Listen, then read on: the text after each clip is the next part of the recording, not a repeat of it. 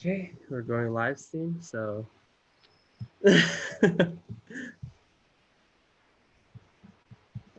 I'll make sure that we can. Have we started? Yeah, we're live now on Facebook. Oh, I knew it. No one would show up. Such a failure. Just wait. This is just like my birthday party. Yeah, we're getting situated. I think we might have better luck if I leave and trick people into thinking that it's just Maya. And they'll be like, oh yes, this is gonna be good now. And then I can jump in. Okay, so we are live on Facebook and we have about 50 people right now viewing. So Okay. it's okay for us to Hello, everyone. say hello. Hi 50 people. Awesome. Let's get started. All right, so while we have people joining, Bryan is going to pin the Facebook live stream to the group. Oh, he already did. Okay, awesome. So, all right, let's get started. Hi, everyone. Welcome to our AMA with Maia and Alex Shibutani. My name is Maggie. My name is Bryan. And today we have two very special guests with us, and they are Maia and Alex Shibutani, also known as the Shib Sibs. And so they are two-time Olympic bronze medalists, three-time world medalists, 4 continents champions, and 2-time US national champions. That's right. We gave you the right bio. Sometimes we give people the wrong bio just so they embarrass themselves, but we decided we liked you guys and you guys were cool. So So at the 2018 Winter Olympics, they became the first ice dancers of Asian descent to win medals at the Olympics and are only the second sibling duo in the history of the sport to medal in ice dance. And to add to that already impressive list, this year, Maia and Alex became published authors when Kudo Kids, The Mystery of Mass Medalists was released on September 8th. It is a fun-filled, fast-paced mystery and is the first book in their new middle grade series. Welcome, Maia and Alex. Thank you so much for being a part of this AMA. We're very excited to have you. Thank you for having us. yeah, excited to be here with all of the Asian hustlers, like every single one of them. I heard every Asian hustler is going to be here today, so I'm super excited. Amazing. So we have a lot of people joining right now. Maia and Alex, would you mind sharing a little bit about yourselves and telling us a little bit about your journey? Sure. How do you want to start, Alex? Oh gosh. Well, I was born first in 1991 in Boston, Massachusetts. It was 1:30. I don't know what time it was. I was born first. I am the older sibling. We have a 3.5-year age difference. This is a very important detail because some people think that we're twins. We're not. Right. Twins. Yeah. So we're the Shib Sibs, and we've been called that for a really long time now. And we've just we've run with it. And one of the sort of results of being known as the Shib Sibs is sometimes people call us the Shib Twins. And I think it's really it's more of a reflection on my lack of maturity and Maya's, intelligence, grace, and composure. And so people tend to think that we're the same age, but I am in fact 3.5 years older. The 3.5 years where I existed as an only child were fine. I did okay, but I definitely, things got a lot better when Maya was born. And we started skating at a pretty young age. You actually, Maya, started skating and you loved it. You knew you wanted to do that right away. I started skating when I was 4 years old. Alex was 7. We started at the same time, but we were skating separately. And then it wasn't until we were 9 and 12 that we started skating together. Yeah, and so today we are calling in. Sure. Zooming in, living in, something. I don't know what the terminology is, from California, but we grew up on the East Coast. And so we started off skating in Connecticut. Shout out to all the Connecticut people out there. Yeah. Oh, there's no one. I can't see anyone. But yeah, we started on the East Coast and then we started skating together, like Maya mentioned, at the ages of 9 and 12. And we did that because we'd always had a really great relationship. We'd always gotten along and we thought it would be fun. And then sort of a neat way to improve our own individual skating. And kind of in that first year, we made a lot of progress. We realized that we loved it. We went to our first US championships and came in second, which was a huge surprise. And then it kind of took off from there, and we've been skating together pretty much ever since. We've taken a break since the 2018 Winter Olympics, where our gracious hosts mentioned, we won 2 bronze medals, and we're the first Asian American or ice dance team of Asian descent to win a medal at the Olympics in the discipline of ice dance. And it really happens that quickly, right? From 9 and 12 to second Olympics. That's just the whole story. Just like people ask if you get dizzy when you spin really fast. Like pretty much the past, I don't know, 20 plus years. I don't want to age myself too much. Pretty much it's been a blur. It's been one giant blur, and somewhere in between there, all the other accomplishments on the ice. But really, Maya and I have had amazing experiences getting to work hard and work towards our goals and travel as a result of all the competitions that we've competed at. And we've really gained some valuable insight and experience in sort of a non-traditional way. And we've worked and spent a lot of time together. And so it's sort of through this creative partnership and familial bond that we have. Like Maya's my best friend. Mm-hmm. I think I'm kind of in her top 5. And so top three. Oh, okay, yeah, moving up. And so we were able to sort of parlay that relationship that we have on the ice and off the ice into sort of this new project, which is, as was mentioned, our first book series, which is a mystery adventure book called, and I have it here, so I was prepared. It's called Kudo Kids, The Mystery of the Masked Medalist. And Maya, do you want to talk about that quickly? Sure. In the introduction, Maggie, you said 2020, like this year, but it's really just been this month. So it's very exciting for us. It came out on September 8th. Alex and I have been working on the project. Oh, you have to do all the hand motions, Alex. We've been working on it since the fall of 2018. And this is the first book that has come out in this new series of ours. And Alex thinks that it's very good and funny, clearly. Thumbs up. We're very excited to be able to share this story because the Kudo Kids, it's a middle grade book. It's about a different set of siblings, Mika and Andy Kudo. So it's not us, but we've been able to take a lot of our experiences from traveling the world to create this really exciting story. And they're not necessarily anecdotes specifically from our travels, but it's inspired by our love of travel and our love of sports and our love of family and adventure. And as opposed to doing an autobiography, because, I'm far too young to write an autobiography. If that wasn't very clear, ignore the whole 20 years statement from before.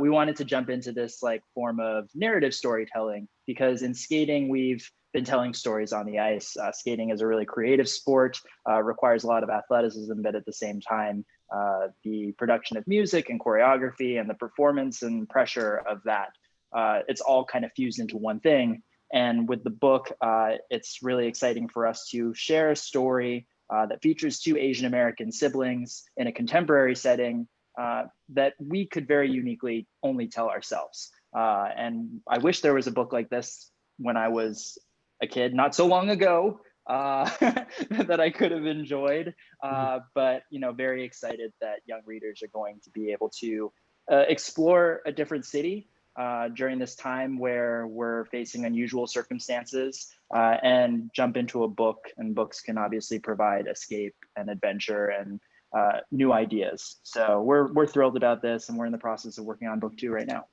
That's awesome. Major credit to you guys for creating this book. Absolutely love it. And, it's really inspiring to hear you guys become so successful at ice skating and create this book. So you want to start with a couple questions, babe? Yeah. And I'd just like to, echo what Bryan said. We're really excited to have you guys on this AMA today. And, we've just been hearing a lot of great things about the 2 of you, especially because you guys are a sibling duo. That's very hard to find such a strong bond between 2 siblings. So really commend you guys for what you guys are doing and very excited for your book.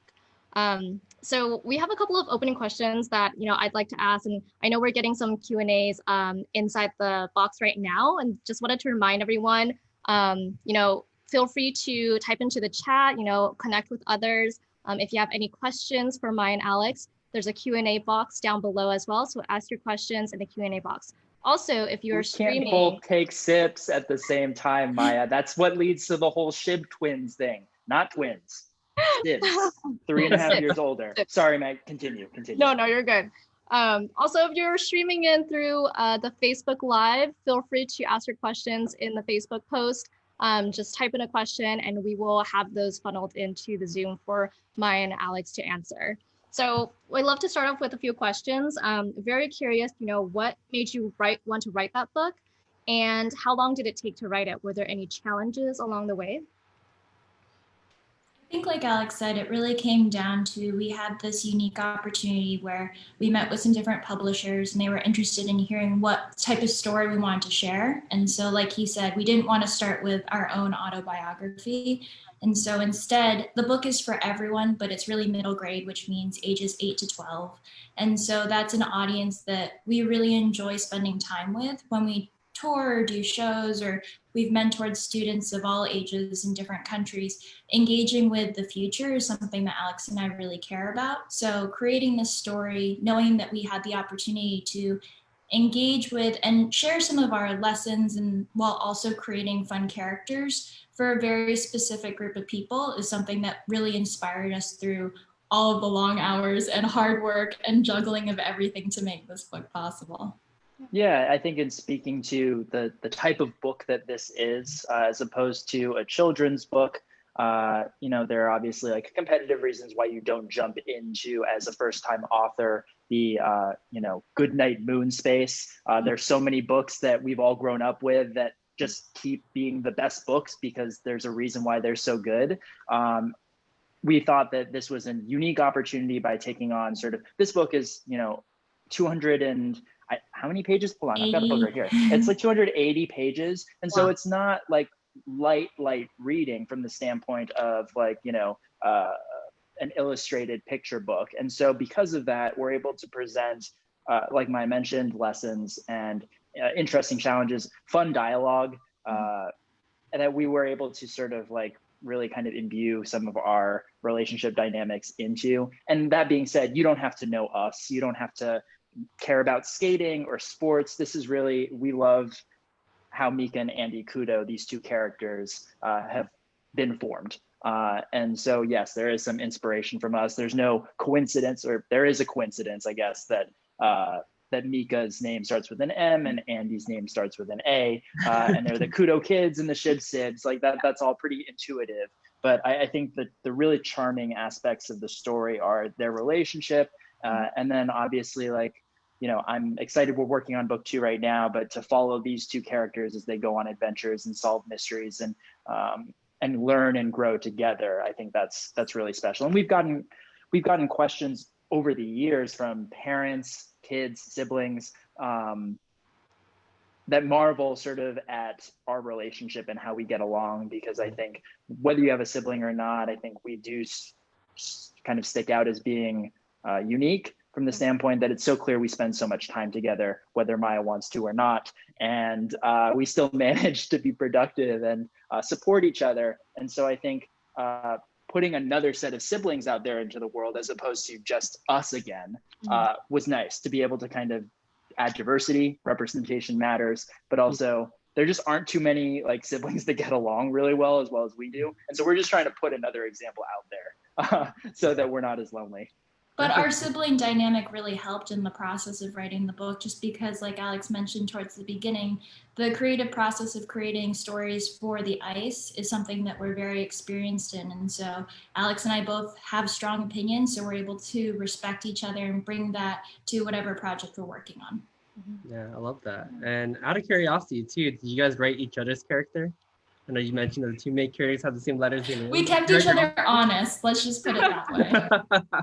Yeah, it was a very collaborative process. I think, stepping into the world of literature and publishing was new. We don't jump into anything assuming that we know how things work just because we've done this. That's a very immature way of thinking and going about doing things. And so part of this whole experience has been the joy of diving in and learning and collaborating with, our publisher and amazing people who are very creative, but us bringing our special kind of ingredients to the mix. And so the illustrations, as you can see here, we collaborated with a fantastic artist, Yao Yao. I can probably link, we'll share some photos, probably some illustrations from the book to our social media soon. And it was really important to us that we picked an artist that was of Asian heritage. And we love just the entire process because, like we mentioned, with skating, we're used to sort of having our hands in a lot of different areas because at the end of the day with skating, they announce your name before you go out there. And then it's your job to represent not only your country, but your work and yourself and your family. And if you mess up, it's you, you know, like if a movie doesn't really do well, there are so many reasons why that could be the case. You know, a pandemic, or, you know, someone didn't edit it as well as they could have, or there was a performance, like there's so many moving parts. But with skating, while there are a lot of moving parts, we were always kind of like, if you mess up, it's you out there. And so there was a lot of pressure, and we're used to the pressure. And this was kind of just different because we didn't feel as much pressure. It was more fun. Yeah. That's great. Yeah, I love that. Shall we hop into some of the questions? Yeah, so we're getting a lot of questions in the Q&A. So let's hop into the questions. Do you want to ask the first one? No, you can ask it. Okay. So we have one from Leah Pauline Dang. She says, was there any time in your life where you feel like you lost your passion or goal while training during all these years? Very quickly, I noticed that Alex took a drink and I was reaching. I was like, fine, I won't take a drink at the same time as Alex. We'll take turns. You guys don't have to be so so formal. Does that mean I'm answering this question? You can To start. start off with, like, Sure. So sorry to repeat. It was. Was there a time that we've lost our passion for what we're doing? This is why we like are always going, because I sort of falter, but Maia's always going. So the train keeps moving.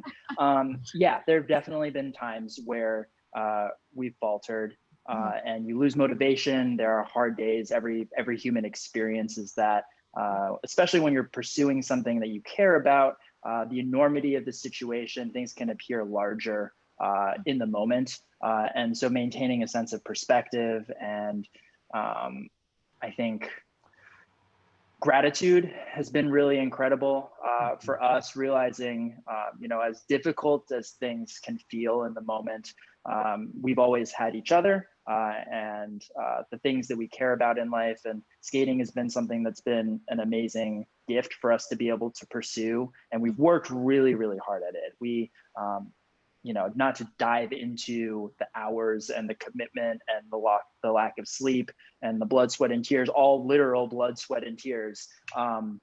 You know, when things get hard, it's natural, but we are fortunate from the standpoint that we have great parents, amazing parents, and a support system that includes each other.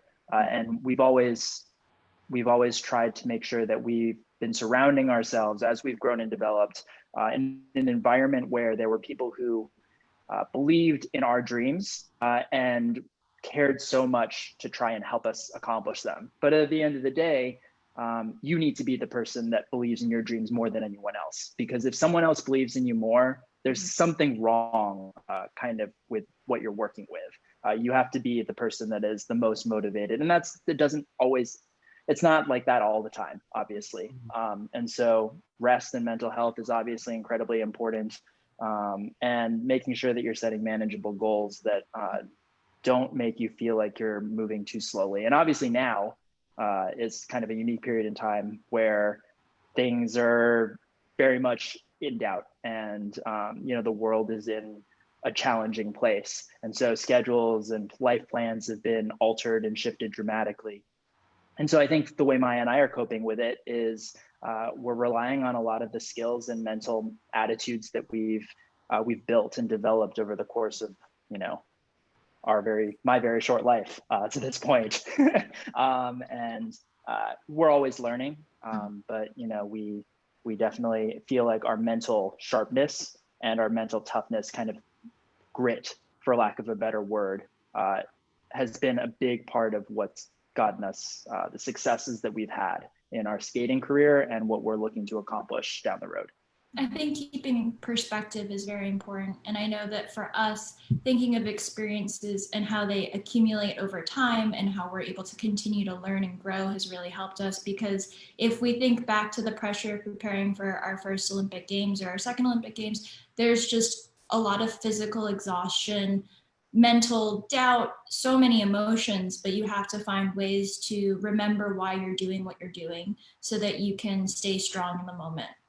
Also, I mean, just for the audience and just to simplify things, I think it can be kind of intimidating and not realistic when we say like, oh, back when we were preparing for our second Olympic Games or our first Olympic Games, right? No, I mean, it's easy to kind of create just like basic chapters in your life that are examples of experiences that you've been through. But one thing that I've done in the past is, me preparing for my first competition as a skater period was the biggest thing that I had ever done up until that point. And so just because the Olympic Games was the biggest thing that I had done in 2014 and 2018 respectively, I got through my first competition or that presentation in class that I was nervous to do, standing up in front of a room full of people. We all face these challenges that loom very large and imposing in the moment. And we have to remember that we're resilient and that we grow and learn, and you take what you've learned from your past experiences, and that whatever happens, you're gonna be okay. I'm finding holes in that statement already, because I'm like thinking about like Tom Cruise hanging off of an airplane, like whatever happens, you're gonna be okay. Not in all cases, but in most normal human situations, I found that to be good. It's important to be in the moment, because I think that when you have something looming that seems like a big goal or something that's very daunting, oftentimes you hear people say, oh, I just can't wait for it to be done. Or like, right, let's just hurry it up, or I'll feel better after. But it's really important to remember that, especially if you're pursuing something that you're passionate about, or you have this goal that you want to achieve, you have to enjoy every aspect of the process, because the process is your life. You can't just wish for it to be over and done with, even because it's your life. Yep. Because even if preparation is stressful, you still have to value the time. Definitely. Yeah, I love it. Yeah. I mean, out of curiosity too, do you guys practice affirmations on a daily basis? Maybe perhaps no? Affirmations. Yeah, affirmations. Alex clearly knows what that is. Like standing in front of my bathroom mirror saying like, you are wise, you are powerful, you can. Something similar. It could be that, yeah. Yeah. Oh, well, that's what I do. Is there anything wrong with that? Oh, no. I'm kidding. I'm kidding. It's a I good dim way. the lights. Yeah, we Dim the read lights, a I lot light of a books candle. about affirmation and like auto-suggestion, right? Like suggesting to yourself that you are this type of person, makes yourself believe that you are the type of person. And that is the first step, to changing your mindset and adapting. Right. I mean, yeah. Yeah, I think in a lot of ways, confidence and body language are things that translate, and people can pick up on your energy. You talk about that friend that everyone loves hanging out with. They love being around that person. It's the type of like sort of life energy that they put out into the world. And I do believe that sort of the energy that you put out, you get back, because I mean, there are those like terrible people who are just like energy zombies who like, like, hey, good morning, how are you? And they're just, they aren't interested in doing that. And everyone's different. So there's nothing wrong with that either. But I think back to the point that Maia made that was particularly poignant, as is like often the case. Ugh, I roll. But it's about making sure that you're invested in the moment. And obviously, when you're going through hard times, when things are rough, I'm not discounting the whole concept of looking for light at the end of the tunnel, because having sort of the vision to believe that, maybe everything's going wrong in your life right now, maybe nothing's going to plan. And so having that sort of thing to look at on the horizon is a valuable thing that is motivation in its own right. But there are ways to, I think, improve the day-to-day in small ways, whether it's even in times like these, like going outside for a walk. If you can breathe, the air is okay and there's no smoke. So never mind, not a good example. Yeah. Like taking personal time, catching up with friends. There are little things that, add up. And in the same way that we focused and approached our training, it's like every little detail had to be considered, and every amount of effort had to be applied, because in our sport, it's a subjective sport. And so yes, body language and energy is a factor when it comes to sort of a judging panel gauging your level of performance, right? And additionally, like when placements can be separated by hundredths of a point, you don't want to leave any stone unturned. And so it is through this, I guess, very severe world of figure skating where everything matters and the slightest slip or misstep can be the difference between the podium and 5th or 6th or lower. Mhm. And so, yes, we apply a very kind of results-oriented mindset. But that's not to say that everything in life is competitive or about results. We choose to see it more as like personal fulfillment. Right. I think that there are a few points that kind of come to mind based off of what you were saying, Alex, as far as having something to look forward to, like a light at the end of the tunnel. I think that that's important, but then also kind of right next to that is setting goals, those small goals, and then having the bigger goal in mind so that you feel some sense of where you're at. And then as far as being positive and the energy that you put out, definitely believe in that. I think that there's another balance though, because you don't want to ignore any negative thoughts that come into your head. I think that if you decide like, oh, I'm nervous, I'm not going to think about it, just pushing it off isn't necessarily, I mean, if it works for you, great, but it's not necessarily the best way to address it that we found, where if we know that there are some things that we're maybe doubting, it's better to communicate with whoever you're working with or be honest with yourself and completely consider all of the factors involved, because humans are emotional people. And so it's great to always try and think of the positive, but I think that you really have to look at the whole picture too.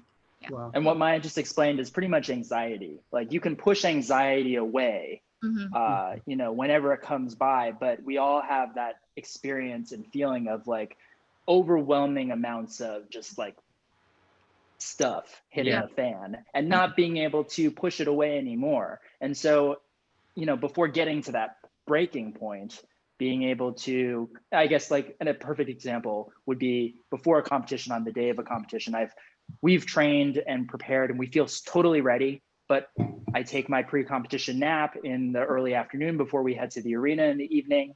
And I have, for some reason, a weird dream that like, I trip and fall during a sequence that I never fall on in practice before. And it feels very vivid. I wake up sweating. I'm like, oh gosh, like, I really hope that doesn't happen.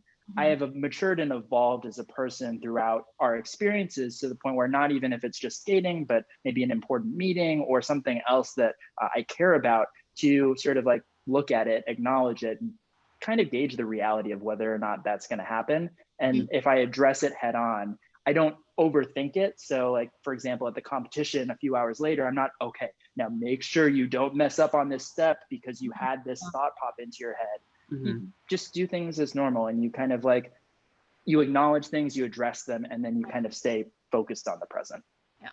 Wow, that's amazing. Yeah. We'll go ahead with the next question. Yeah. So what was the American ice skating culture like to you both as young Americans, young Asian Americans? And was it different when you took it to the international level? It's a good question. Kudos to that question. That question was from Bryce Oishi. So okay. I think Alex and I had different experiences, right? Because in American figure skating, we had role models like Chris Yamaguchi or Michelle Kwan, but there weren't any Asian American male skaters. So when we won our first national championships, Alex was the first Asian American US national champion. And so that was always an interesting journey for us within our discipline, because there isn't a lot of Asian representation in ice dance. So it's not like we were able to see a team and model ourselves after them. And there weren't sibling teams competing when we were rising up through the ranks either. So it really forced us to figure out our own identity so that we could choose the path that we wanted to take. Once we got to the international scene, there's a history of successful single skaters that are from Asian countries. So it was nice to be able to meet more friends and have this new kind of international group of peers, not just Asian skaters, but people around the world who are going through similar things that you are on a day-to-day. Yeah, I would say that, growing up in Connecticut, known for its thriving Asian American community and population. No, not really. Like we were skaters. And so we went to the rink and we went to school and we were focused on our education and trying to improve our skating abilities. And that was our community. Our world was each other, which I think was such a great benefit to us throughout our skating career, because, we're competing against teams, couples, I say teams because couples has other connotations, and we were siblings, but with teams that maybe got partnered up, a year or two, but a year or two previously. And Maya and I had at that point, 9 to however many years of family history. And so that level of trust that you have, especially when you're trying to do like more complicated elements and things that are more dangerous. And again, it's like syncing up two different, it is syncing up two different people to be on the same page and perform at a high level. And when there are nerves and stuff, that can be challenging. But I think like back to the original question, it is sort of an interesting thing that we could probably go much further into. But the fact that there were a lot of, not a lot, but noteworthy Asian American celebrities in the figure skating space, like highly successful, accomplished skaters that not only people in the skating community, but just the world at large could point to and be like, oh, Christy Yamaguchi, I know that name. Michelle Kwan, I know that name. I think that it kind of created this false sense of diversity, to be honest, within the culture of figure skating in the United States. So that when we were coming up, it wasn't a complete shock to see two Asian skaters on the ice getting good results, even though it was very unusual that we were skating together, right? You froze, Alex, for a split second, but you're back. No, you're good now. Okay, okay. So it was unusual to see two siblings or a set of siblings also being Asian American skating on the ice. But within sort of the hierarchy of figure skating in the United States, it was like, oh, but like we've seen this before, kind of, but not really. And so in a sport and a discipline like ice dance, where there's a heavy emphasis on romance and drama, we were, I don't want to say limited, but we were limited by the types of music and stories that we could do on the ice. And when you're comparing apples and oranges in a subjective competition and judges are going based on their years of experience seeing programs that they believe were the best because that was all that was being done, it was like we were a shot of like new life, a different look into our discipline. And so when we got to the international stage, if you're used to seeing a couple from Eastern Europe perform passionately to like, Romeo and Juliet or Bach or something super traditionally classical, there's just kind of like, you wouldn't cast a movie necessarily. I mean, I'd like to see it. I'd love to see an Asian Romeo and Juliet movie, for example, but just the way that people are used to their storytelling being told to them, we were sort of limited in that way. But I guess that's a whole nother rabbit hole. And so to close, I think with Maya mentioning kind of starting to skate on the international circuit, the thing that is really special about the skating community and our experiences in sport that we tried to imbue in the story of Kudo Kids is this sort of sense of global community. We all relate to each other because of the experiences that we've had. We've all had to sacrifice similar things from the standpoint of like normal childhoods.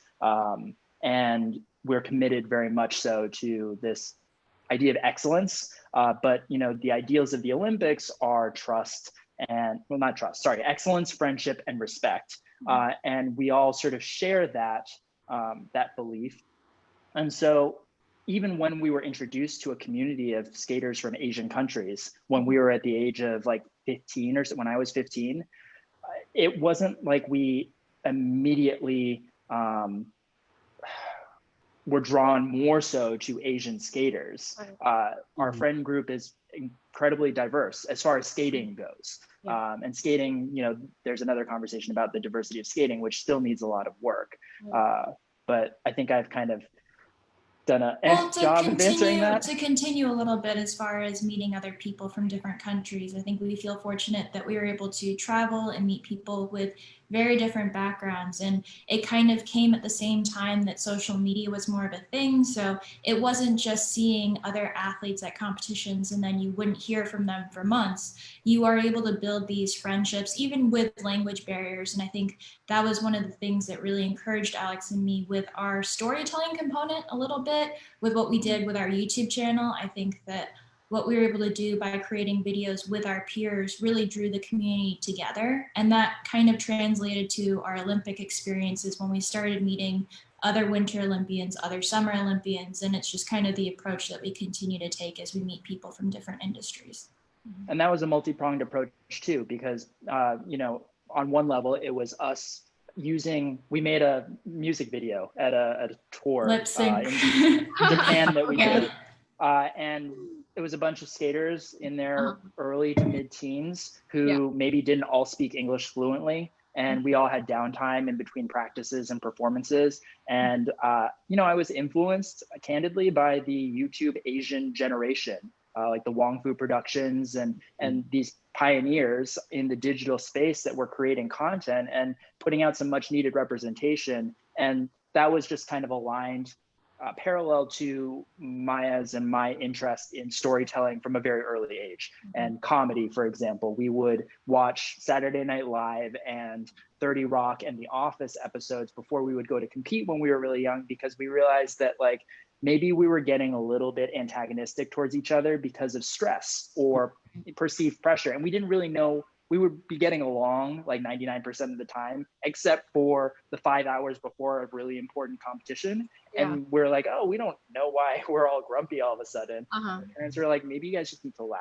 and remember that this is something that's fun, and that will put you in the right sort of headspace to do this. And so it's our interest in storytelling from a long time now, but I guess, to be able to sort of create and I guess in some ways produce and gather people from around the world to create this project that ends up being a very unique time capsule of all of our lives. And I think that we were able to draw, and we've been able to successfully draw a lot of people into the sport through YouTube and social media and storytelling that might have not necessarily found it initially. Because when we were kids, we'd watch the Olympics at home in our living room, and you'd hear one perspective, you'd see one perspective, and that was the perspective of the broadcast. And now I think you see across multiple verticals, just athletes and entertainers and people, business people, like this AHN community where people are telling their own stories and finding similarities where they wouldn't necessarily expect it. And you guys are all drawn together by your passion for entrepreneurship and Asian community and looking out for each other. And with our experience, it's not too dissimilar. It's us loving sport and skating and lip syncing, I guess, at that time. No, yeah, it's definitely appreciated what you guys are doing. The whole concept of storytelling, it goes a long way, and if two people, let's say two people don't know each other, are coming from two different worlds, right? As long as they're able to share their stories with each other, they're able to better understand each other, right?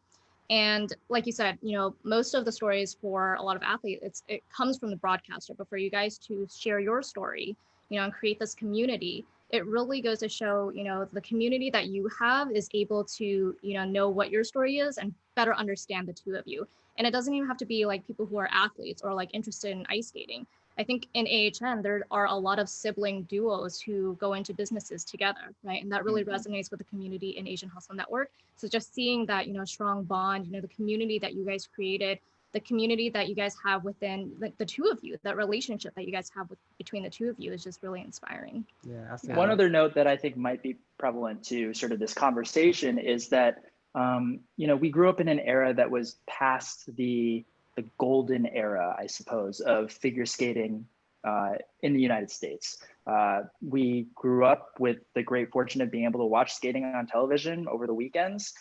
There were tons of professional shows and opportunities, tours, and those skaters were amazing and they're all icons, but they also were able to cash in on their years of preparation and work because the culture was very open to figure skating. And with the emergence of other sports leagues and different entertainment options, I think skating kind of started to fade into the background. And as we grew up, we were sort of privy to certain conversations where people were trying to re-inject energy into the sport. And we just kind of felt like they went hand in hand. It was our interest in storytelling and doing whatever we wanted to do, regardless of what the situation was, but also knowing that you can't rely on anyone else to tell your story for you.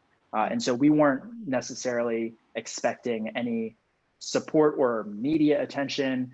We were just trying to put out our story because we thought that we'd be able to do a better job telling it ourselves. And so I guess I can only say that I highly encourage people, if they're waiting to do something, now is the perfect time in the history of the world to just try something new. People are very forgiving of like technological, you know, I don't know, not kind of being up to the perceived standard, just putting something out there. It takes a lot of effort, but just kind of go with it, because I think that it's better to start somewhere than just hold back.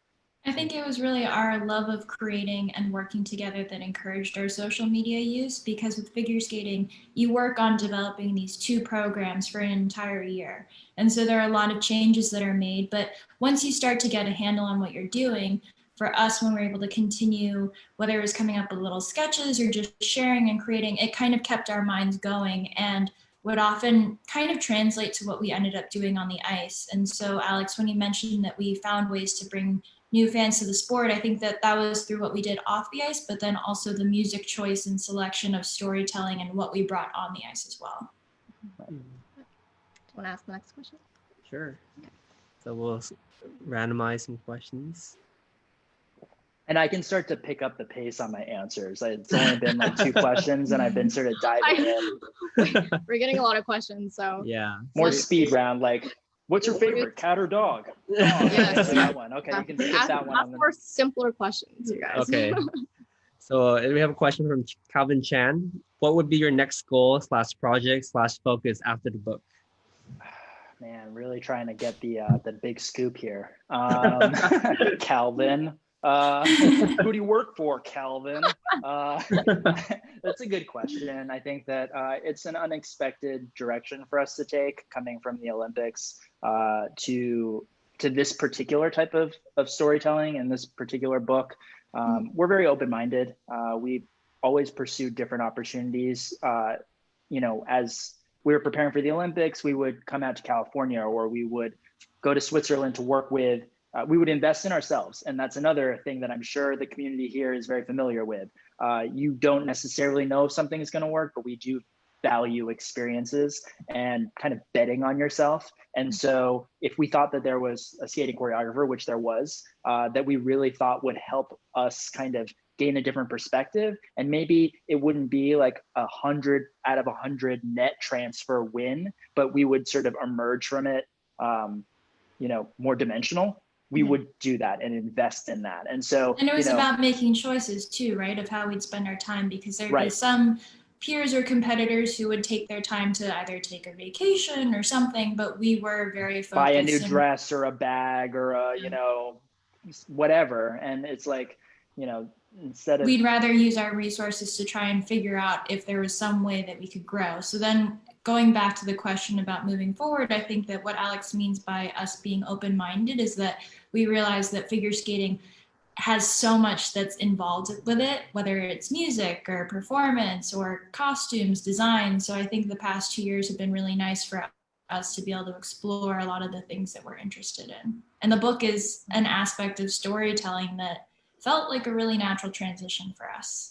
And it's not aimless growth either. It's not growth for growth's sake, because like we're always gonna continue evolving as long as we all individually are alive, right? That's the aim. Whether it's necessarily forward-minded or not, we're always changing, right? So you're a different person today than you were yesterday, blah, blah, blah. But for us, I think that in an effort to sound a little bit more focused, instead of like, oh, they're open to anything. Like, you know, Alex will start like a fashion brand, and Maia will like, you know, she'll come out with a single and be a K-pop star. Like, we're not, you know, delirious. We're not, heads in the clouds. So yeah, we're not naive. I think storytelling, while it being a broad area, has kind of narrowed the scope of what we're interested in doing. And part of it is like what you're able to do, right? There are, I mean, it'd be nice if like you could just go out there, and we sort of alter this message depending on who we're talking to. But I think everyone here understands that there are imposed limitations and restrictions based on how the world sees you, you know, the times that we're in. And so I'd love it if I just wanted to make a movie, if I just like went and made a movie, but takes financing, all these little things that like maybe start off as good ideas, but then you realize all the logistics. Not ruling that out, but I think for us, it was really important to get this series started. And it was a logical next step for us to do following a skating career, because most people, after the Olympics were asking us, for example, the same question that Calvin asked, what's next? And we didn't really know. We were very open-minded, but I think the assumption was generally like, oh, you guys will become professional skaters and we'll be able to see you in shows, or you'll do another Olympics. And I mean, the book isn't closed on that either, but or like, are you interested in being coaches? Because I think, the knowledge that you've gained and your relationship, you'd be able to impart so much wisdom to the next generation. Sure, all very noble potential options. But if we were to have said after the Olympics, we're going to write a 290 something page children's book, people would have been like, okay, that's kind of a zag, So you have to set the stones, and we'll see where the next kind of months take us. But you can be confident that we'll always be challenging ourselves, while also trying to give back to the community. And by community, it's the international sports community, the global community, because we do feel a part of that global community. I do believe we're all connected more than we realize, and the times are showing that more and more, but also the Asian American and global Asian community, because as I mentioned, we haven't really been a part of that community for a long time. We only really kind of met most of the Asian Americans and Asian people that we know in our lives after 2018. So we're like 2 years old. We're the babies in this community, and we're very not outspoken. We believe strongly in trying to give back and lift the bar higher for the next generation, and create more opportunities. Yeah, well, you guys have accomplished a lot with the 2 years that you guys have entered the Asian community, so commend you guys for that. Yeah, we had a lot of time to make up for. We're like, oh my gosh, this has all been here for this long and we haven't been able to participate. All right, we have a question from Chloe. So I just wanted to give a quick shout out to Chloe. Chloe was the one who actually made this introduction between AHN and the Shib Sibs. So thank you, Chloe. Her question is, was there a time where influential people around you kept pressuring you to do things you didn't really agree with, like defining your success, your growth, your life? How do you balance your own instincts for yourself and the expectations of those around you? And I just wanted to add to that, because I know that, your parents were not athletes, right? Your parents were musicians. And right. Your dad, he never skated professionally, he just skated, recreationally. So, it seems— Don't tell him that. Yeah, okay. It was very recreational. In his mind, it's a different question. But. Yeah, so I mean, it seems like they didn't really have plans for you guys to, go to the Olympics, and they didn't expect this. So we'd love to hear your answer for that. So do we start with parents, I guess? You can start with Chloe's question. So she asked, was there a time where influential people around you kept pressuring you to do things you didn't really agree with? Like defining your success, your growth, your life? I guess to start with two influential people, those would be our parents. And I think the biggest thing is that they always encouraged us to pursue what we were passionate about, because I think that they saw in us that if we cared about what we were doing, they always told us that it wouldn't always be easy, but if we were committed, then they would always support us 100%. And so I think that really gave us a lot of freedom to pursue something different, like figure skating, which they had no experience in. But I think that through their careers as musicians, they kind of felt some similarity, and they knew what it was like to have a dream that you really care about. And most importantly, I think they were able to do such an amazing job making sure that our sibling dynamic was so strong, because that's a huge part of how we've been able to be successful. Mm-hmm. And they balance their aspirations in music with their educations. And I think it's natural for, people who are influential in your life to suggest things that they have a background in. And so, we've all been a part of these conversations, and everyone has a different experience. And I think Maia and I more so maybe than a lot of people in the Asian community, because, you hear, my parent wanted me to be a doctor or a lawyer, or they wanted me to join the family business. And there's nothing wrong with any of that. But I think it doesn't often get stated enough that parents just want to be able to teach you, and they can't teach you about what they don't know. And so being able to impart wisdom, and in many ways like love, by trying to show you the way is a very human, natural, beautiful thing. It's just, I think our parents, even though, They asked me if I wanted to play the violin, and I did want to at the time, but then very quickly realized that practice was something that was involved, and wasn't into that. They, were very upfront and just said, like, you're going to have to practice. And if this isn't what you really want to do, then it's okay. You can find something else. I wanted to be a power forward in the National Basketball Association. Our parents are not 6 feet tall and higher. So we don't come from a lot of height genes, even though somehow I just like ate a lot of food and managed to be 6 feet tall. But the basketball skills are not there. Ball don't lie. And so they've just always really encouraged our passions. Even as a middle school, high school student, I focused on education, but at that time I was already skating. I liked playing fantasy sports and reading the newspaper in the sports section. I wanted to be a sports journalist for a while back when I was younger, and that was okay too. I think they've just always been very vocal and not very vocal, just supportive, loving parents who have encouraged us to follow our hearts and our dreams. And having that support is very meaningful. When it comes to other external type figures, I think one of the things that we had to figure out was, as we mentioned earlier in the chat, there wasn't a particular roadmap for us to follow. There wasn't a formula where it's like, okay, we've seen this before, Asian American brother and sister team, this is what they will do to be successful. And Right. so I think that there were some years where people were trying to be helpful and they'd suggest certain things. But I think that that's really where Alex and I learned that it had to come from us. It was very, very important that we believed in what we were doing, because in a subjective sport, when there's no guarantee, all you have at the end of the day is your experience, what you put into it, and then the final performance result, not result as far as placement, but what it is that you decide to share with the world. And so that had to be our focus. You can't always listen to people just because they have experience in one sense. Right. I mean, it's important to know the history. It's, for example, with skating, it's important to know who's come before you. And so we are very well watched and read on who has come before us, because you just become a student of your craft. And at the same time, blueprints don't fit. Like, you don't go to the blueprint store and try on a pair of size 10s, and those size 10s also work for millions of other people who are also size 10. Every person has their own sort of unique makeup, and so I think it is a bit lazy even when we get into comparison spaces, and it's like, did you hear about this, for example, business? They're Asian run and they're kind of doing the same thing you're doing, but they're in another part of.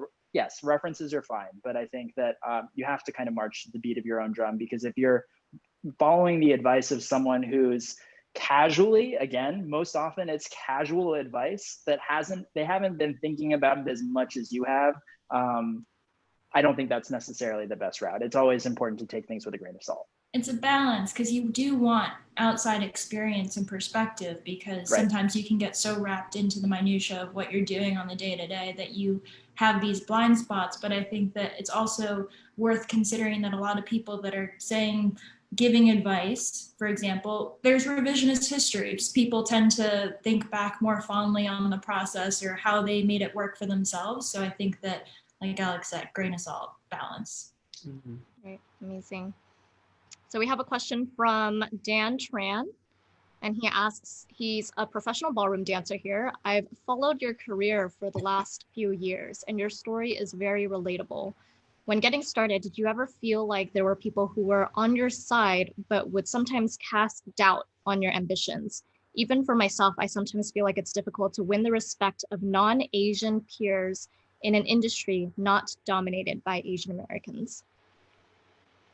Yeah, relatable experience, whether you're Asian American or not. Anytime you're sort of quote unquote an outsider, pursuing something in an industry where there's not a lot of people that look like you, or not a lot of people who do the things the same way as you, that's something that you're going to run up against. We've always been told, and of course it was through one of our coaches' perspectives.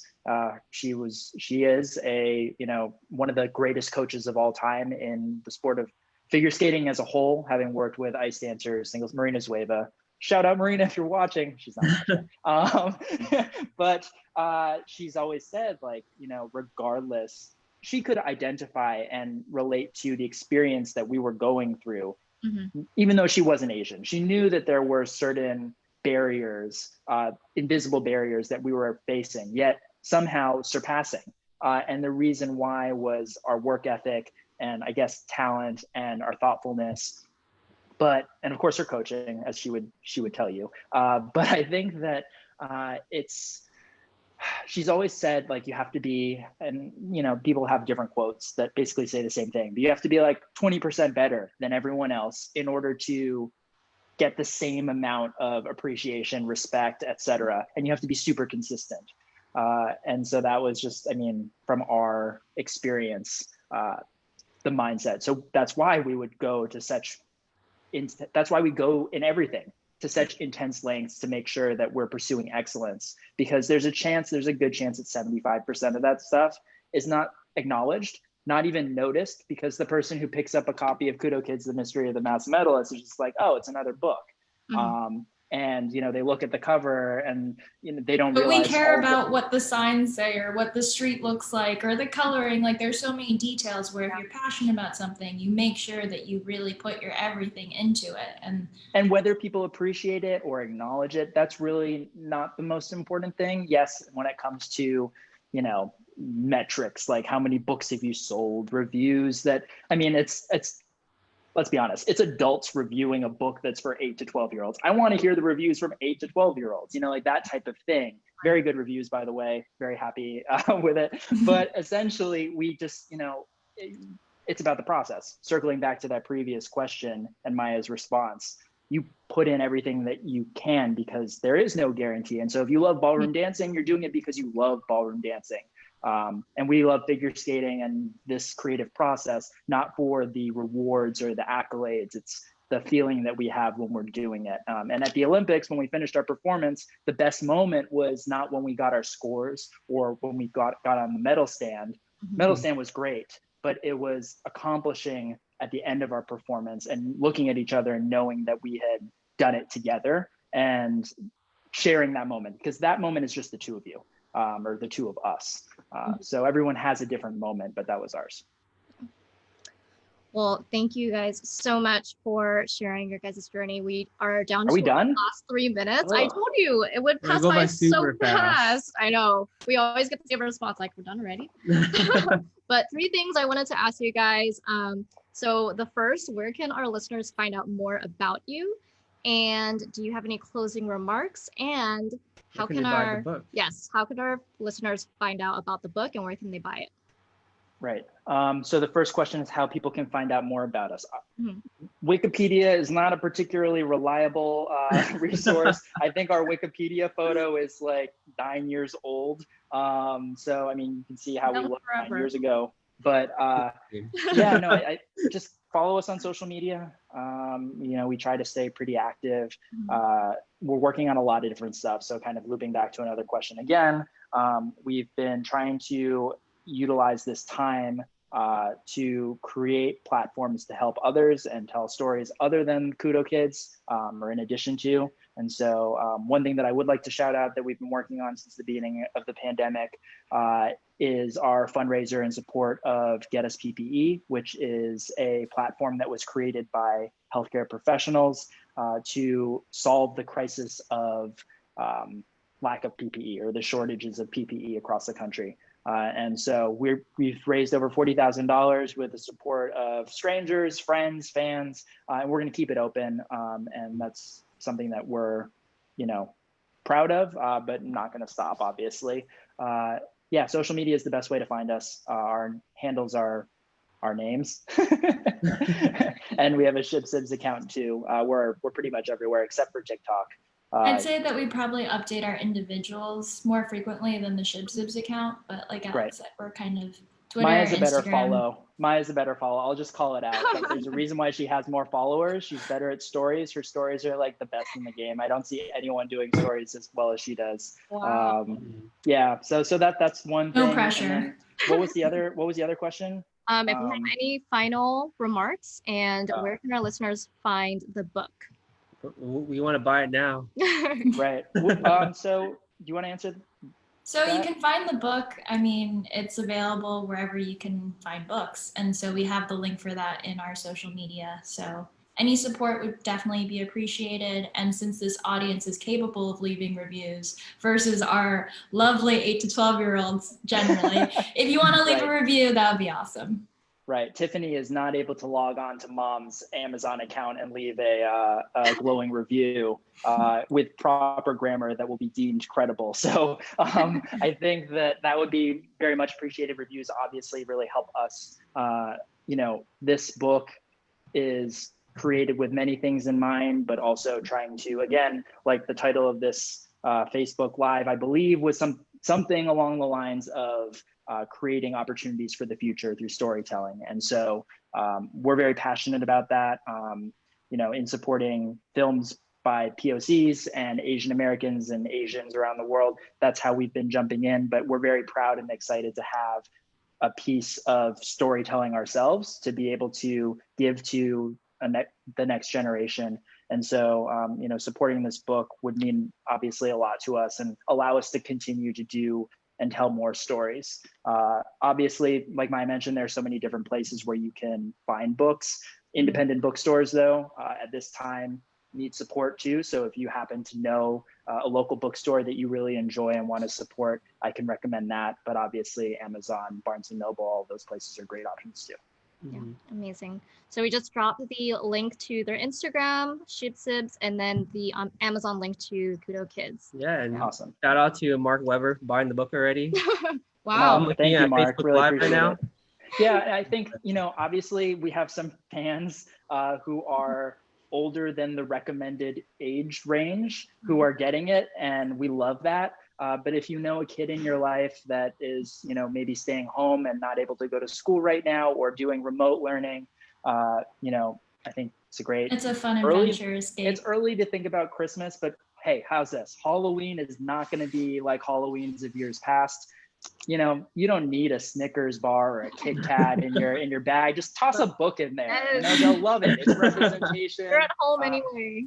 Read more. Yeah, the best pitch is the Olympics are still scheduled for 2021 in Tokyo. And so, barring anything, we hope that the athletes who've been working so hard to prepare for this important event in their lives will be able to accomplish their dreams. And obviously we'll all be inspired watching them. But this is like a good intro for kids for the Olympics and, a different place in the world. Awesome. Yeah, awesome. Well, thank you so much, Maia, and thank you so much, Alex. I thank really you guys enjoyed so much. having you two. Yeah. For sure. Thank you, guys. No, we really enjoyed this. This was fun. Take care, everyone. Stay healthy and safe. Stay safe. Thanks Take for care, everyone else Maia. that joined Take care, for Alex. this session today. Thank you, everyone, for joining. Thank you, guys.